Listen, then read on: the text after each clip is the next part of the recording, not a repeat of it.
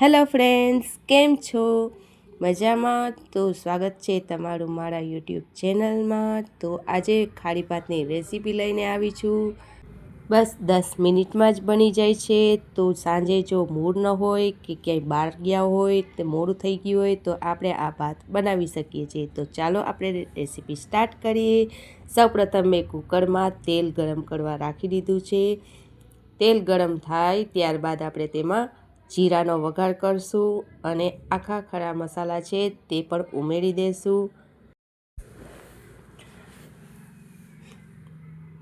મસાલા બરોબર સંતરાય ત્યારબાદ તેમાં આપણે સમારેલી ડુંગળી ઉમેરી દઈશું. તેને પણ બરોબર રીતે સંતરાવા દઈશું.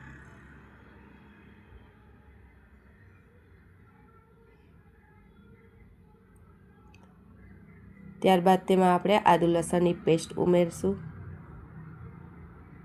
તેને પણ બરોબર રીતે સંતરાવા દઈશું. સંતરાઈ જાય ત્યારબાદ તેમાં આપણે મસાલા એડ કરશું. મરચું પાવડર લીધું છે 1 ચમચી. જો તમને વધારે તીખું જોતું હોય તો તમે વધારે ઉમેરી શકો છો. અડધી ચમચી હળદર, ગરમ મસાલો 1 ચમચી. તેને પણ બરોબર રીતે હલાવીને સંતરાવા દેશું.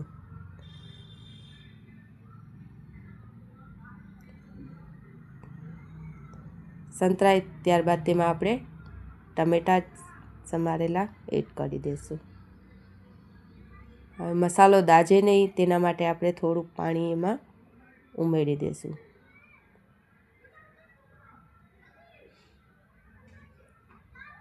હવે બરોબર રીતે મસાલો સંતરાઈ જાય ત્યારબાદ તેમાં આપણે વટાણા, બટેટા ને સમારેલા બધા ઉમેરી દઈશું. જો તમને બીજું પણ શાકભાજી ઉમેરવું હોય તો પણ ઉમેરી શકો છો. મેં અત્યારે વટાણા અને બટેટા ઉમેર્યા છે.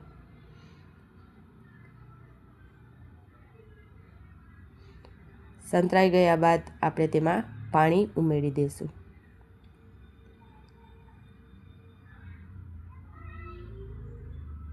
જો 2 વાટકી ચોખા હોય તો આપણે 2 ગ્લાસ પાણી ઉમેરવાના છે.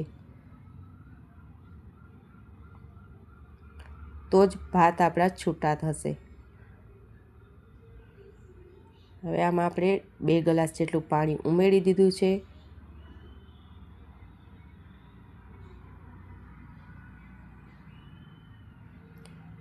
ત્યારબાદ તેમાં આપણે કોથમીર ઉમેરી દઈશું. જોઈ શકો છો પાણીમાં ઉકાળો આવી ગયો છે.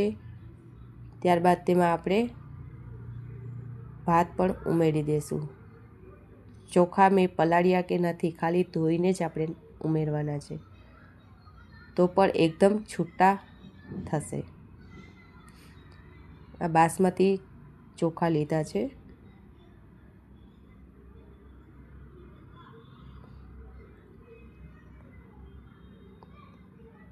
તેને બરોબર રીતે આપણે હલાવી દઈએ.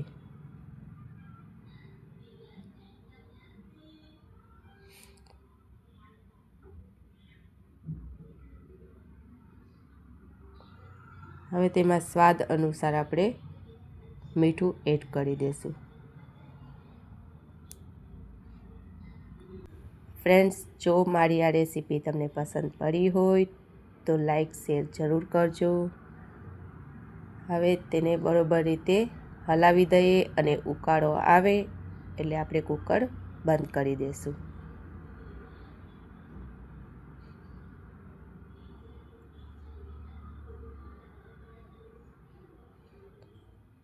જોઈ શકો છો હવે ઉકાળો આવવા માંડ્યો છે. હવે આપણે કુકર બંધ કરી દઈશું. બસ 2 થી 3 સીટી થાય ત્યાં સુધી આપણે તેને થવા દઈશું.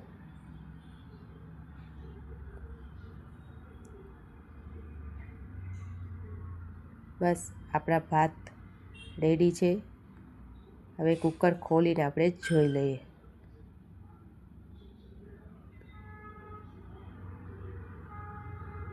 બસ 10 મિનિટમાં જ આપણા આ ભાત રેડી થઈ જાય છે. એકદમ છૂટા ભાત બન્યા છે, જોઈ શકો છો. માપસર પાણી અને માપસર ચોખા ઉમેર્યા હોય તો આપણા ભાત એકદમ છૂટા થશે.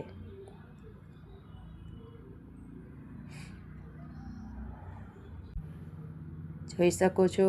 હું આશા કરું છું કે તમને મારી આ રેસીપી સરસ લાગી હોય, અને જો સરસ લાગી હોય તો પ્લીઝ લાઈક જરૂર કરજો.